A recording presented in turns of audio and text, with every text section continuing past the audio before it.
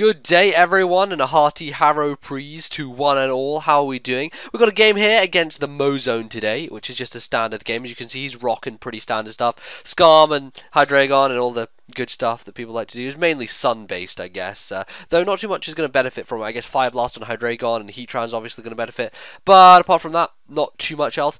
I'm rocking some interesting things that I like to use here and there. So we'll see how it goes. It should be a lot of fun. And hopefully should be good in the end. So I will lead off with Dugtrio. And this is a terrible matchup for me against Skarmory straight away. So obviously knowing that he's going to want to set up hazards, I'm going to go straight into Espeon. And he goes for the spike. So I get a Magic Bounce them straight back at him, and I'm thinking obviously if he wants to try and Brave Bird me, Reflect is the best thing to go for, so we're going to Reflect, and he obviously didn't understand the mechanics of Magic Bounce.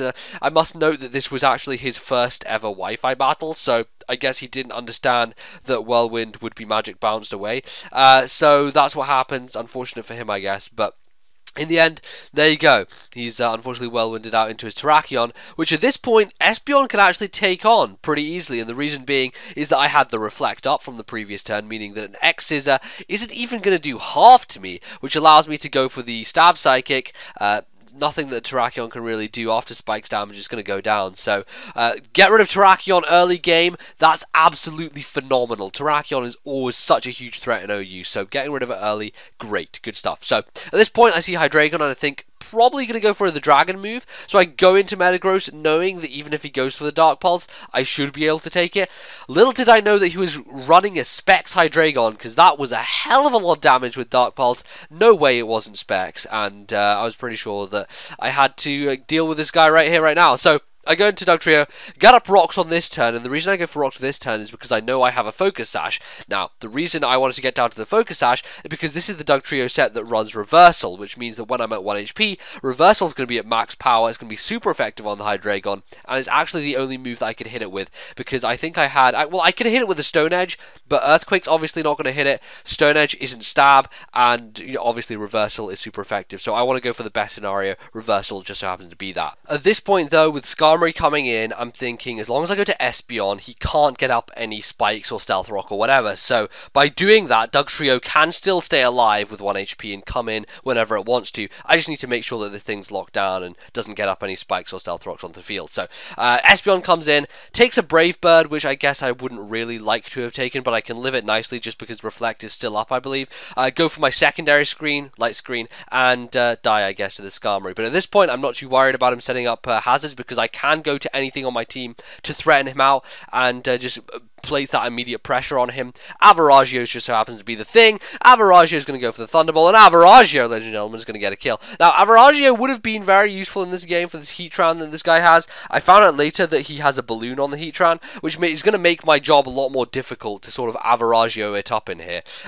So, unfortunately, for the moment, when Ninetales comes in, I don't really want to be staying in here, simply because I run Thunderbolt and Ice Beam as opposed to any sort of Water Stab, just because of the variety that that set entails. So I'm going to have to switch out predicting the Grass move, and I'm going to go into my Dragonite to take it.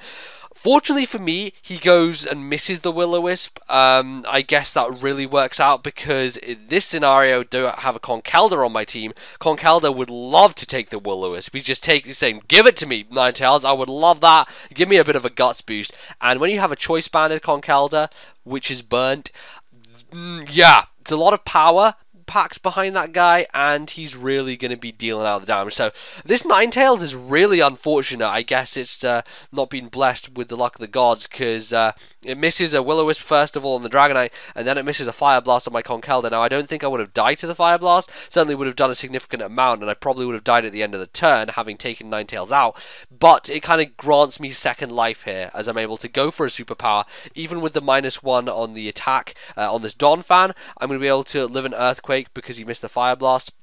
And I'm going to be able to hit him with a superpower. I probably had easy ways to deal with Donphan. Actually, I did have a very easy way to deal with it. I have Avaragio, my Starmie, so it wasn't really a huge deal, the fact that Conkeldurr dodged the Fire Blast and lived the hit.